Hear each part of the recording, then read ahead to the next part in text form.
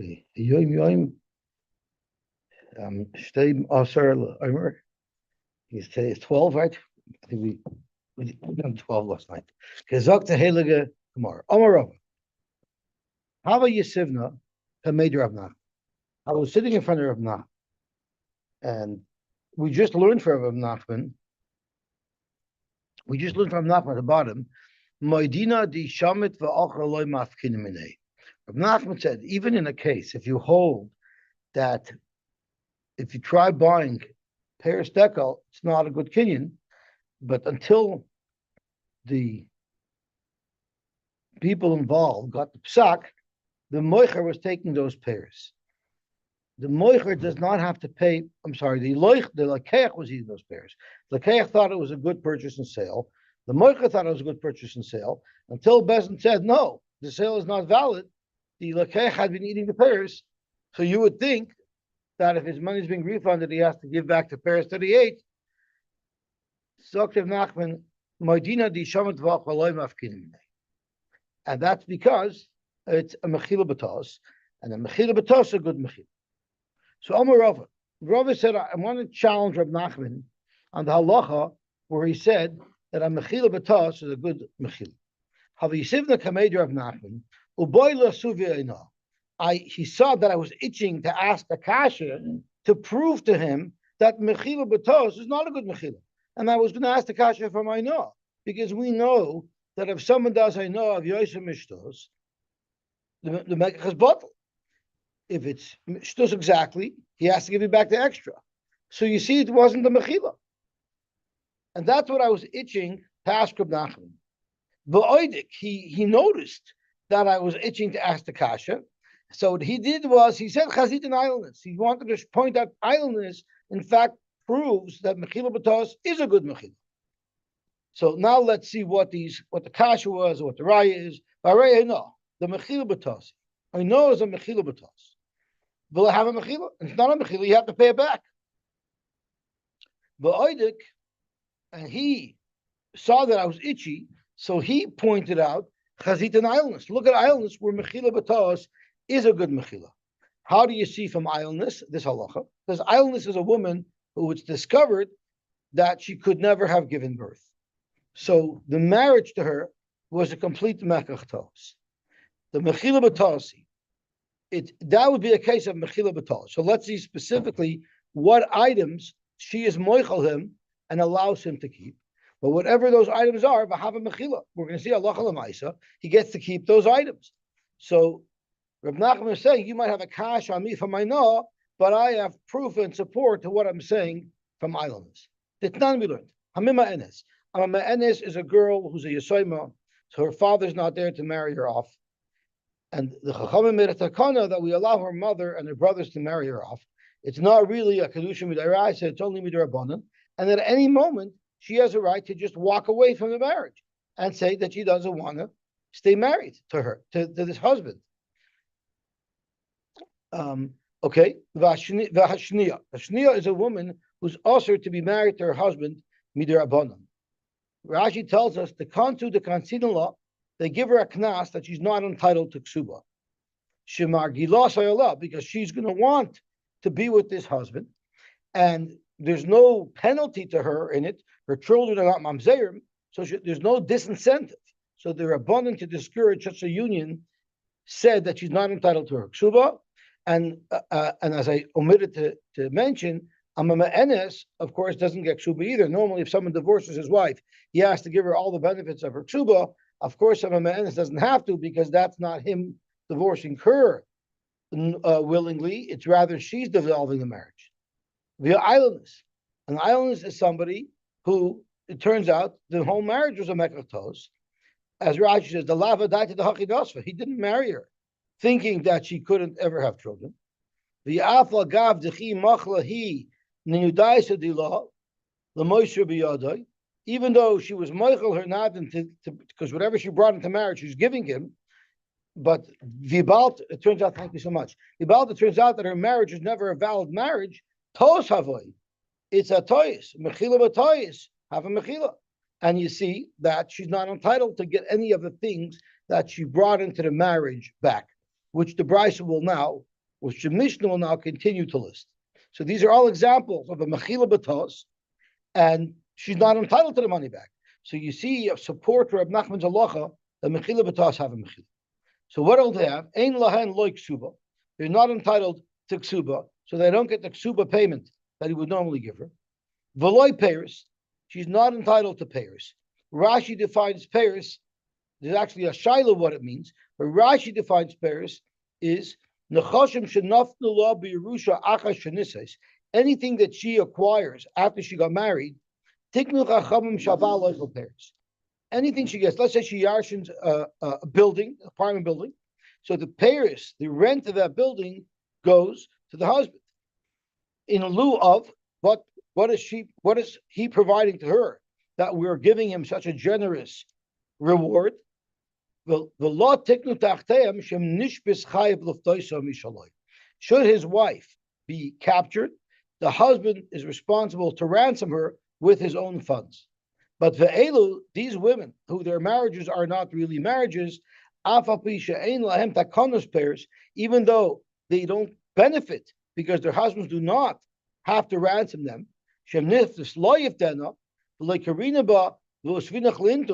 because the Tanai in the Ksuba says, I will redeem you and I will marry you back. But here he's not marrying her back. All of those pairs that he took was only because he was going to redeem her. But now that retroactively we see he was never responsible to redeem her, maybe he should have to give her back all those pairs that he got. He does not have to. So that's loy pairs. Again, that's a mitzvah batos. V'loy mezainos. Mezainos is the support that he has to give her. Does not have to give her support. V'loy belois. Belois Rashi defines as if she brought him in begodim. She had a beautiful winter coat that you brought into the marriage that he wore. After the marriage is over, he has to give it back to her, even though it's not in such good condition anymore, but he has to give it back. Here, he won't have to give it back in all these cases. So, therefore, you have arrived from all these cases that Mechila Batos. Could you mute it? Is a good Mechila. But Zok to Gemara is also wissen Veloihi. Loi Aina Havatiyufta. There is no kasha on Reb Nachman from Aina that Rava wanted to ask. Veloi Islandus Misayeloi. And the raya that Reb Nachman wanted to bring from Islandus is not a raya. And let's see why. Loi Aina Tiyufte. There's no kasha from Aina. Because you can't say over there that the Mechila Batos should be a good Mechila. Because there was no Mechila Batos by Aina. In fact, there was no mechila at all. The loyoda, the isayna, the machal gabe. The person who's overpaying doesn't realize that he's overpaying. So there is no mechila here at all. How could someone be moichel something that they're not even aware of? The idleness misayele. It's not a right from an idleness either. That's a good mechila. You know why? The nichala, the tebekala, shemadishus. It's not a mechila batos. Even though now she is getting divorced and her marriage is breaking up, she's still happy not to get back all those benefits, because she would rather people perceive it like she was married and she got divorced, because she wants a rumor to be out about her that she was once married. It doesn't make her look as bad. It doesn't make her look, doesn't make her feel as uncomfortable. So there's an advantage to her that he should keep all those things and not refund them, as if it was a regular marriage that broke up. So in fact, there's no mechila at all. But in the case where there is a question of mechila batos, like dekel, like Paris dekel, Rav Nachman stands by his psak, and mechila batos have a mechila. Hahi itza, the amr lei lahu gafr. A woman appointed a shliach. Let's call him Reuven. And she told Reuven, Zil, and let's call this woman Navla. Let's just pick a name out of a hat. This Mrs. Navla decided to appoint Reuven, and she told Reuven, Zil zoven li'ara mikrevai. Reuven, do me a favor, go to my brother. I have a brother by the name of Shimon, and I want you to buy a property off of him, because I want that property. So Reuven went. Azal zoven la. Reuven went, representing this woman, to buy the property on her behalf. Omerlei, Shimon, who was the seller, who was the brother of this woman Navla, Ihava Luzuzi Medharis Nalali. I want to know in this mechira that if I'm only selling it because I need the cash. But if I come up with the cash, I want to know that she's going to return it to me. I'll be able to buy it. So the shliach, Reuben told Shimon, the shliach told the seller, "What do you want from me? Advanavla achi, your brothers. You'll work it out amongst yourself. I don't need to build that into the transaction." And let's see how Rashi touches it. Zokt Rashi, Advanavla achi, ata vihi kroivim ata. You and her are kroivim. You could work it out amongst yourself. V'navla, Zokt Rashi, is not the name of the woman, like I said. V'navla loshen arami, it's a Aramaic term that refers to bein bezocher bein benekeva. You and your mechitin, you and your karev. It's a general word to describe a relationship. Because you write atavu or atavi, you and Pliny, you and Moshe Pipik, you'll already work it out. That's what it stands for. But Zokt Rashi v'ani says Shema. And that's how I touched it. Rashi learns that this woman's name was Navla. So that's what happened. So the question is this a valid tonight? How does this work over here? How do we process this transaction? Amar Rabba Barafuna, Kol At v'Navla Achi, anytime the shliach will say, yeah, you'll just work it out, in a non-committal type of response, we say, Amra Sam Chadaita, V'loy Gamar Umakni. It's not a valid sale. We say that person is not happy. Shimon is not happy with the non-committal answer that Reuven the Shliach gave him, and therefore he was not Gomer Umakni, and therefore it's not a good sale to begin. When he came, he said he's buying it for the sister? Yes. Zog to Gemara. So what is the status over here? Ara Hadra, the land, of course, goes back to Shimon, but Peri Mai. So apparently, for a shtick site, for a little bit of time, she had taken possession of the field, thinking that it might have been a good sale. And now Rabbi Bar Avhuna told us that it's not a good sale. But in the meantime, she was eating pears of the field. So of course the field will go back to Shimon. But does she have to refund him for the pears that she ate? And the question is, Lamaisa, now that it's not a sale, it turns out retroactively that she basically just lent him money. And if she's going to be eating the pears, it's going to be a problem of her having had taken ribbis. So do you say ribbis ketutza havu v'yoytzin b'dayanim? Do you say it's ribbis ketutza because I guess it's determined for sure that she's going to eat these pears? It's part of the transaction, and therefore we can force her to pay it back. It's not really ribbis ketutza. It's only like avak ribbis. It looks like ribbis, but really it was just a sale, and she was eating the pears thinking that she was allowed to. And they revenue and she doesn't refund the pears. So that is the shaila. Does she have to refund the pears, yes or no? Omar Rabba Barafuna. So Rabba Barafuna paskin on that as well. Mistavra, I would think, ke'avak ribbis havu. This wasn't a ribbis where it was written in the contract, I'm lending you money and you're going to give me X dollars in ribbis, or X pears in ribbis. This was just something that she ate. I'm going to look at it merely like avak ribbis. And therefore, even though it's not appropriate that she should have eaten the pears in the first place, but once it happened, you don't have to refund it. So she's allowed to keep the pears that she already ate. She doesn't have to refund or pay for those. The Cheinam Rava, and Rava said that as well. Let me just see if the Bach changes that to Rabba. Cheinam Rabba, ki avak ribbis havu, ve'ein yotzim b'deyan. So Amalei Abayla Rabba. So if I asked Rabba, okay, the case that we discussed was a sale that really wasn't a sale. It was an invalidated sale. What would happen if it was a mashkanta? Meaning this whole transaction started off as a loan. So she lent him money. It was an official loan. Remember, we're much more machmer when we're starting off discussing a transaction that began as a loan. And he gave her the field as security. As Rashi says in the first wide line, Mishkin loy sada, v'loy katz imoi lechel peres, l'shem ribis elostam. So a malva lent money to a loiva. The loiva gave the malva a field as security, and they didn't discuss who's going to eat the pears. And the malva ate the pears, but there was nothing that was formally put into the contract.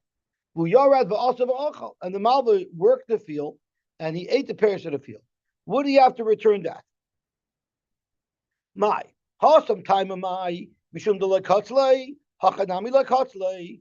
Rabba Paskin in reference to this transaction with the sale that the reason why she doesn't have to refund the payers is because it was never in the contract specifically that she would get those payers. Here as well, there's no contract. So let's call it avak ribis. Let's say that the malva doesn't have to pay for those payers. There it started off as a sale. By a sale, we're never too makpid on things unless it really looks bad. It really looks like ribis. But alva, this started off as alva. Is much more of a reason to be machmer. Also because this is sister, so he's more Michael, he's more. That's not the sword that Rabbi said. So Zoktamor Amalei, Hasam Taimamai. So he answered the Shaila. Rabbi answered the Shaila clearly. Mishum de Lakatzlei. The reason is nothing to do with Alva and Mecher. It's the Lakatzlei. They didn't make up in advance a specific fee for the borrowing. Hachanami, so too in a regular case of borrowing Lakatzlei, and Rabbi ruled clearly, without any suffix, that they don't have to refund the payers. Amar Papi, Avad Ravina Uvda, Ravina Paskin just like this, but the Chashiv, the Apik Peri, he made the Malva pay back the payers. The Loika Rabba Barafuna, he ruled not like Rabba Barafuna. Omar Mar, right before that. He said that he doesn't have to give, or Bezdin cannot. It's like a vacuum that he should. So we already learned that if it's ein my team of the yonim, you don't give it back. You don't even need to give it back to do tshuva. There's no chiv whatsoever to give it back. It's not even a mitzvah. Amar Marbarid Rabbi Yosef from Shmei Darabba. Hamashkanta. There were different customs in how they dealt with a field that was given for security. In some places, if the loiva gave the malva a field for security, he was entitled to hold that field for a minimum amount of time, because if he's going to work it and do things with it, he should be able to benefit. You don't want to go in and out of a field. So therefore, even if the loiva would pay up within the time frame, he would still get to keep the field, take control of the field until the end of the mashkanta, period. However, there were cities who says no. At any point, if the loiva comes up with the funds, the loiva is entitled to get his field back immediately. So Ba'asher de Misalki, in the city where the minig was, that the moment the loiva came up with the money, you would force the malva to refund, to give him back the field.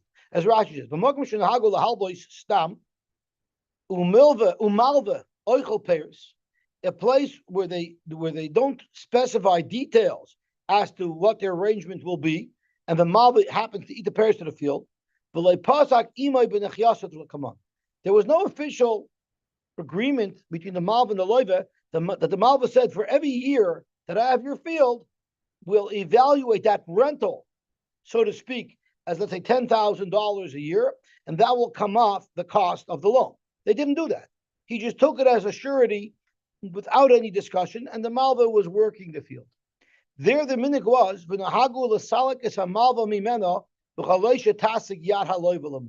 and in that city, the minig was that the moment the loiva would come up with the money, he can come take the field back.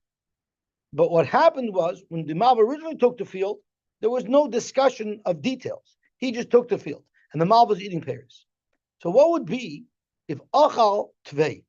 What if the malva ended up eating more pears than the actual value of the loan? What would you do? In other words, he now has taken ribbis. We don't make him pay back the ribbis, because once again, we discussed, it's called ribbis shenik tutzos avak ribbis. But, I'm sorry, I apologize, I believe I skipped a line. If he already ate enough pears that he would have covered the value of the loan, then you could take the property away from him.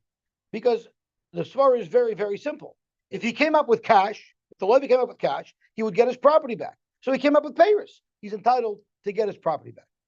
But if by the time the loiva chap that the malva already had overeaten his welcome, so to speak, he doesn't have to refund the excess. So if the loan was $100,000 and he's already at $110,000 for the payers, yes, the loiva is entitled to take his property back, but he cannot demand from the malva payment of the excess $10,000. And not only that, let's say this wasn't the only loan that the loiva had with the malva. On this particular loan, the loiva gave surety of a field, but there might have been another loan outstanding between the malva and the loiva for another $100,000. Now, on this loan, what happened was the malva ate an extra $10,000. You don't say that $10,000 reduces the other loan by the same amount. No, it's a completely separate issue. And therefore, if he ate $110,000 worth of payers, yes, the loiva could take his property back, but the loiva has no recourse to get back that extra $10,000, and it won't even impact another koy. Why? The Zokt Rashi, it won't work because it won't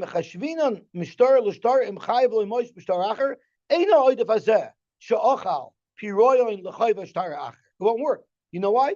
Because then the high afkina minehu mashal kfar. That means by definition you're making him pay back what he ate that he wasn't supposed to, and he has no chiv to pay back because it's ribishinik tzutza. So what he ate is eaten, and the other cheshbon remains exactly as it is untouched. Why do I have to say this? Well, if he overate, but yet if he still. But maybe since there's another chayv there, maybe let's say it reduces that chayv. So you don't say that. You don't say that because whatever he overate, he wasn't able to pay back. What about with the yasm? What if the loiva was Yisayim? Now, when the loiva is Yisayim, Bezdin already takes charge on their behalf, then achol shizuzim is alkinale, just like with an adult, but where they're different is achol tfei mafkinim. There, if the malva ate more than the value of the loan, you make it pay back, and umechashavinon mistar l'shtar. Why are Yisayim different? Why also count in the work that the malva put in? It could be there's a trade-off. So by Yisayim, Rashi says, "Ubi Yisayim sadus Yisayim avol tvei mafkina minei." Why? Shebezdin shabeir aravin shal Yisayim. The bezdin of the city are considered the parents of the Yisayim. V'arayim shlitim lasesh mishpat, and they are in control.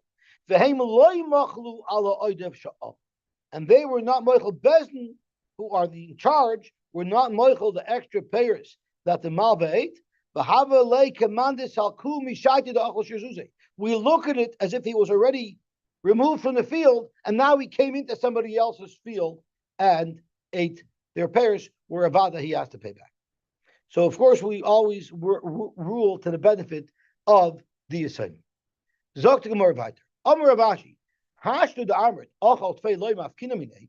Now that we're paskening that if the malva ate more, you don't take it away from him, then therefore, by definition, I would have to argue on your first psak. Therefore, achal shir zuzi nami loy misalkinin loy beloy zuzi. Even if he ate the full amount of the chayv, I'm going to disagree with you that the loiva can demand this field back. I hold not. Why not? Because the loiva would have to pay him some money. Why? My timer, saluka beloy zuzi, by throwing the malva out of the field without actually giving him cash, that's a fukimenehu. That's actually taking the money back from him. That's making him pay. But have avak ribis. But whatever he took is only avak ribis. Avak ribis eina b'yoytze b'dayon. So let's see how Rashi explains this cheshbon. Once we're going to say that he doesn't have to pay back if he ate more, by extension, you shouldn't be able to throw him off the field once he ate the value of the loan. We would not say that what he ate will reduce the chayv. The loiva will not get his property back till he comes back with cash. The Bach changes it. Dik kivon, the chiachlinu lahach, lav b'teres piroy nachlinu. He didn't eat those payers b'teres piroy. He had the field as a surety, and they didn't even discuss the eating. Punkt 8. But that wasn't going to be reducing his loan. So really all that is a vak ribis. It's taking a benefit from a mashkin without it being established in the contract. That's a vak ribis. Havale a vak ribis, mishas achila. Every little bit of pears that he ate was a vak ribis. And as he ate it, he had no liability to pay for it. Therefore, by throwing him off the field based on what he ate already in the past, without giving him a payment, you know what you're doing? Essentially, what you're doing is you're taking back the avak ribis shachal, and you don't do that. Zokt Rashi, what's him in the gay, what the minig in the city was. Why is it only in a place where once he pays back, he gets his land back? Zokt Rashi, if it was a city where whatever the time frame of the mashkin is, he gets to keep the field no matter if the loiva pays him back or not. And even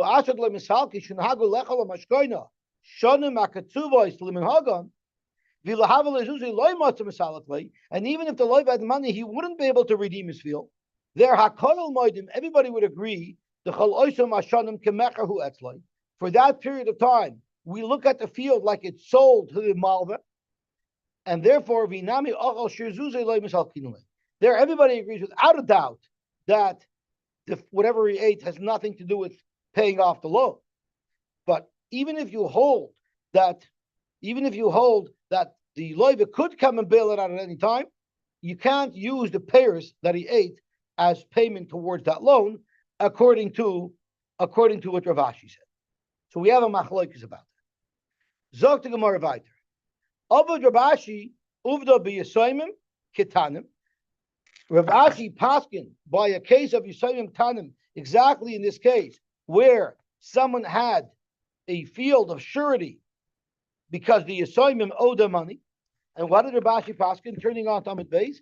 He treated him just like a doilim, and he didn't give him any benefit. And in fact, even though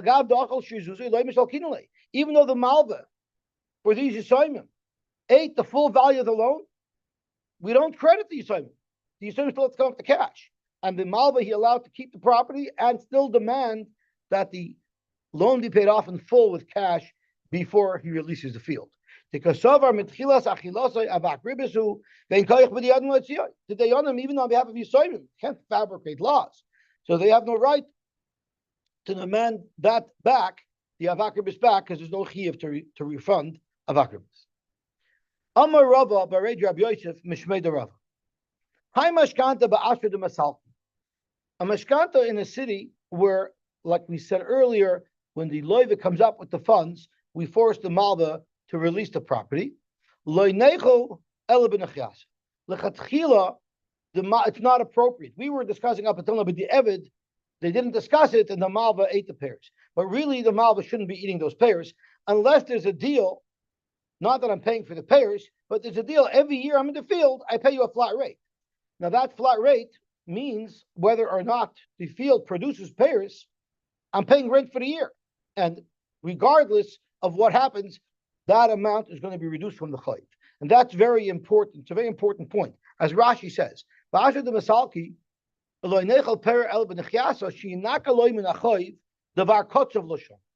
every year you should reduce amount of the chayv, which we'll call it rent.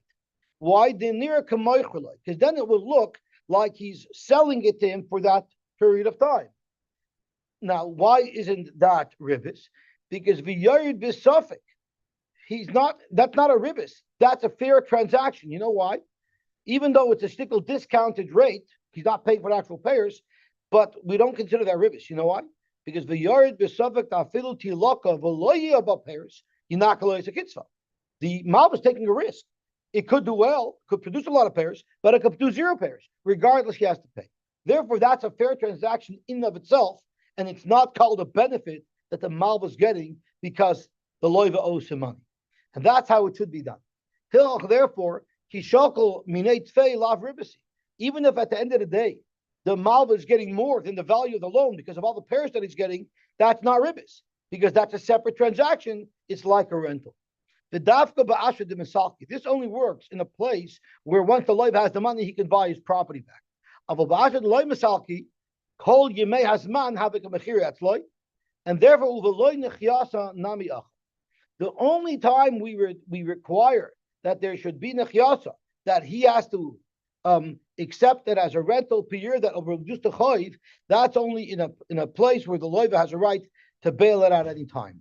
But in a case where the minig was the loiva gives the property to the malva for a certain period of time, that's always perceived as a mechira, and there will never be a concern that it looks like he's overpaying. If the loiva can take a bet at any time, so then it's going to look like he's paying him a benefit for the loan of the money, which is avak ribis. But if we know that the Malva is keeping it no matter what, independent of whether or not the loiva pays, then we won't look. The fact that the Malva's Eichel Paris is not perceived as ribbons. That's for regular people. But Rabbonim have higher standards. The Tzurva Mirabbonim, afilu b'nechias lo neichel. A Tzurva Mirabbonim who's a Malva, shetzarech liyasher drocha b'luskadish after mutaloi. Why does a Talmud Chacham have to be extra careful? Because pen yilmedu mimenu lezalzel b'yisurim. Because if people watch and they might learn from him to be bezalzel b'yisurim. The Rabbi Lowy spoke last night by Perkei Avos that everybody has to be a Rebbe. How is everybody a Rebbe? Not everybody's a Rebbe. Dr. Belowy, every action you take, people are watching you, and you're influencing people. So everybody's a true Rabban in that respect, because people learn from each other. They shouldn't take b'nechyasa. So what are they supposed to do? What are they supposed to do? Is there any eitzah for true Rabbanon to be able to benefit from Paris if they have a field be mishkanta? Zaktamor, yes, that's only big kitzutza. What kitzutza is, we will see soon. Zaktamor hanicha lemanda amar kitzutza shari. That'll be really good if you hold that kitzutza is a good option and it works. That's an eitzah for the tzurva merabana. Elamanda amar kitzutza sira. There are those who hold that kitzutza doesn't work. My ikala meimer. What is that tzurva merabana supposed to do? Dietmar kitzutza pliga barabacha v'ravina. Chadamar kitutza shari v'chadamar kitutza sira. Hechidami kitutza. What is kitutza? Zok the Gemara the Amr law at chamesh shnin achilna law beloy nechyas. Standard is in a city where he could redeem it. Whenever the levy comes up with money, he redeems it. But what if you spoke out a specific t'nai that 5 years I get to hold on to your field without reducing the value of the loan? If that's put into the contract, that would be allowed. There wouldn't be a problem, because then everybody once again will look at it as a mecher, and it's not going to be confused with ribbis. That's what the truth is. Right. And mikan ve'elach sheyamna lach kulu peri. And after the 5-year point, if you haven't paid me yet, every fruit that I eat is going to be, I'm going to pay you retail price. That's one shot in what kitzutz is. Ikadamri, no. Kol beloy nechyas aser. You could never allow something like that to happen unless there is some payment. So it looks like I'm renting the field. For free, that's not acceptable ever. Where might it be effective? They made a deal for 5 years. I'm going to be able to reduce the loan by X dollars per year, but it's like a rental. I'm renting the property for 5 years. There, even a tzurva mevarim could do it, because then clearly it's like an independent rental. The 1 second, mikan ve'elach sheyamna lach kulu peri. After that point, I pay the value of the pairs. Now, before there was no upmach on a specific amount of years. It was just a nechyasa. I'm sorry. How many years? Again, if you made benechyasa, which point of the Gemara are you asking from? Look at that. High mishkanta ba'asha the misaki lo nechel ela benechyasa. But if he spoke out for 5 years nechyasa, and after that I pay you full pop, that's even going to be moitzi a tzurva merabon, because that's even more clear and more clearly articulates that it's an independent rental contract. There's not a huge difference. There's nechyasa also, but the more you clarify with the term and everything, it makes it less cautious. Makes it less cautious. So man if you held that the first case was aser without nechyasa, Shari Basraisa would agree that at least with nechyasa would work. But man Basraisa, if you hold that kitzutz is even aser, even if you're paying rent, so then hechi shari lemechel. How would it be possible for a tzurva merabonon to be able to eat from the field? So Gemara shari ki mashkanta de surah. If you do the mechanism that they did in surah, what did they do there? The kosviba, they wrote a contract. Hachi, the mishlam shani ilin. At the end of this particular period, tapik ara double loikes. The land will go back to the loiva without any payment whatsoever. Why is this good? So Rashi speaks out the loy mechzi kalva. then the whole transaction no longer looks like a halva because I'm never ever returning any type of money. It looked like this whole thing was just a sale, a long-term rental of a property, and therefore it so doesn't look like halva. Even for a tzorvim rabbanon, it would be an appropriate way of doing this. Rav Bava Rav Huna Bar B'Shua Amri Tavai. They both said, "Hai mashkanta ba'asher de masal." A mashkanta in a place where anytime the loiva comes up, he can take it back, meaning the malva doesn't really have a serious grasp, a serious shibud, a serious kinyan on this property, because at any moment he could lose it. Therefore, we know a b'chayv could mon from your fields that are meshubit, but metaltlin he cannot take. Now we're not talking about from the loiva himself. From the loiva himself, he can take vafilu meglimidal kasboy. You can take anything that a loiva has. But if the loiva dies and it's his children, the b'chayv won't be able to collect from this particular field ba'asher de masal, because we don't even look at it like it's nechosim mishabadim, like it's a karka. A. B. Is ve'ena b'char noitel ba'pishnayim. Once again, the b'char only takes pishnayim from karka that's in the estate. This, we don't even look at it like it's in the estate. So the b'char won't get pishnayim with that. Ushvish misham tos.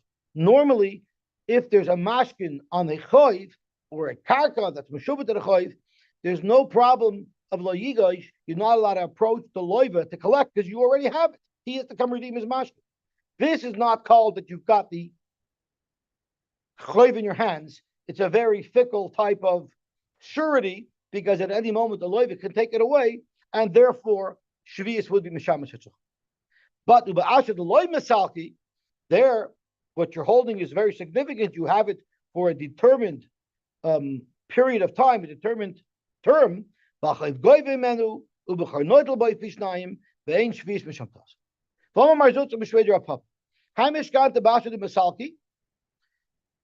That means at any moment the loiva comes with the cash and he evicts, he comes with the sheriff and he throws the malva out.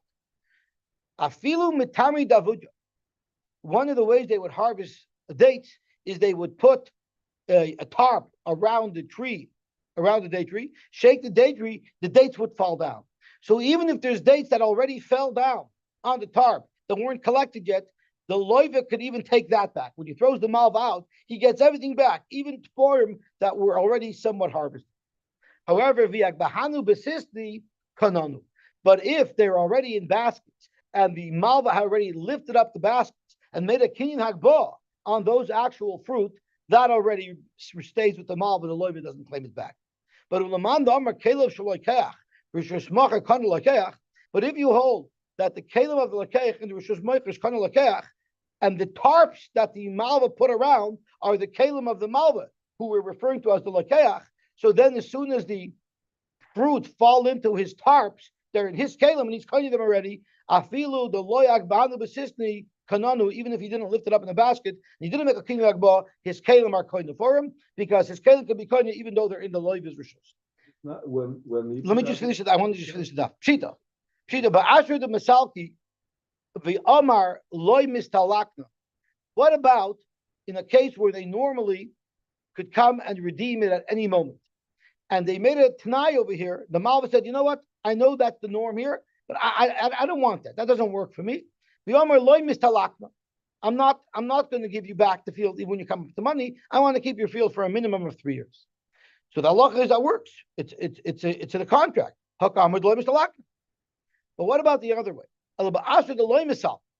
In a place where the norm was that it stays there for the entire term by the malva, and the malva said, "Yeah, I'm willing to let you come bail it out whenever you want."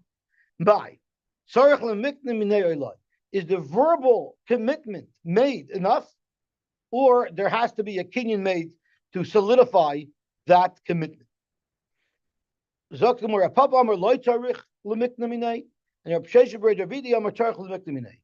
is a Veltz topic on Mechila. Does Mechila need a kinyan or not? There's a whole shaila in Achroinim how Mechila works. Is it relinquishing a claim? Is it as if I received it and gave it back? And could be that impacts this Gemara over here. But the Hilchah Tzarech L'Mikna, there would have to be a kinyan made. That would be a commitment that would solidify the commitment. The malva is willing to return the field the moment the loiva comes up to the malva. Yeah.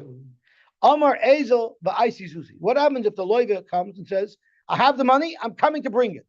At that moment, the malva has to stop eating from it. Lo yachal, because the loiva has the money ready, and the deal is over. Gets it back. But what if the loiva says, "I don't have the money"? But Ezel v'atich v'aisi Zuzi. Give me a couple of hours, I'll come up with all the money, but I don't have the money right now. The malva still gets to eat because that's not called the loy came out with the money. He can't eat. Because once he's determined that he's going to come up with the money in short term, that's as if we look at it as if he has the money and the deal is off. The malva can no longer hold on to the field. Rav Kana Rav Papa Rav Ashi lo yachi ben Achyaisa. They wouldn't eat ben Achyaisa. They were very makbid. Ravina ben Achyaisa. And Taisus is going to ask, was Ravina not a Torah Merabana? Didn't we say a Torah Merabana should eat ben Achyaisa? So we'll get back to that in a second. Omar Zutra, my time in demand the ben Achyaisa. Why did Ravina eat? Midi de hava as steyachuza. It's no different than steyachuza. Steyachuza, the way it works is, you are donating a property to hektish, which might produce thousands of dollars, but there's a prescriptive amount of money that you have to pay per year to redeem it from hektish. Even if you eat tons of payers from it, worth way more than the prescriptive amount that the Torah says you have to redeem it with. Nevertheless, turning out the Samachasam Aleph, you could redeem it with 4 zuz. Hachanami loishna. Maybe here as well, it shouldn't make a difference. It shouldn't make a difference, and the little bit that he's paying for it should be enough. The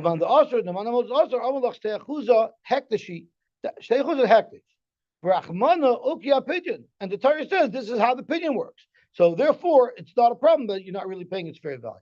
But here it's a halva, even though there's a deal there, but it still looks like ribbis. It still looks like the malva's getting a benefit that he's not fully paying. So let's just peek into Toshus to see why Rava wasn't machmer. Tamer frek Toshus the loil armina did tzurva merabanan afilu b'nachiyasa lo nechol.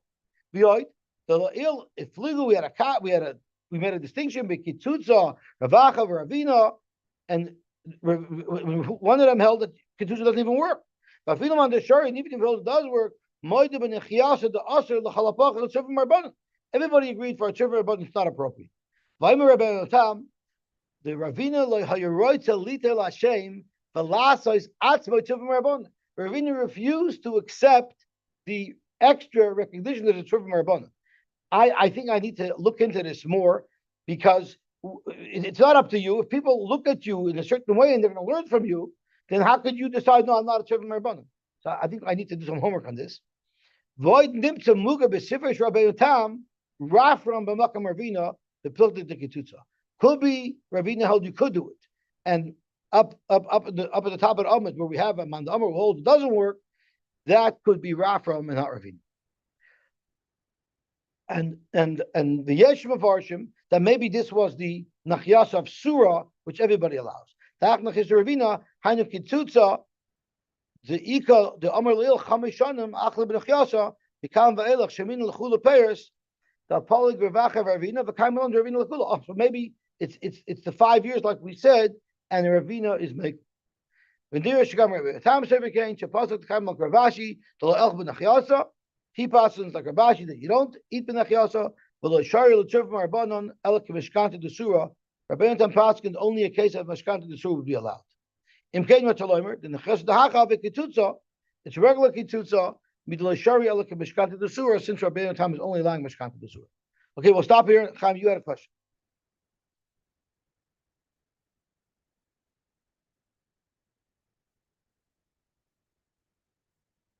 You asked the question when we were talking about the kalim of the moicher, but just like the kalim of the moicher was kind of. Yeah, so, but when he put down, it wasn't just moicher. No, the kalim were always the lekeach's kalim. It's his tarp. But when did he put down the tarp? Before he came. So b'shas he put it down. It wasn't b'shas moicher. It wasn't his own shis. So for sure it's kind of. Yeah. Okay. So it's even better. It's even better. Why is it? Why? So you're asking me why isn't he kohen right away? So the question is when you have a field that you have in a chiyasa, would you be able to be koine something in that field with kinyan chatzar? If you have a field that's a mashkanta, would you be able to be koine with kinyan chatzar? Maybe not.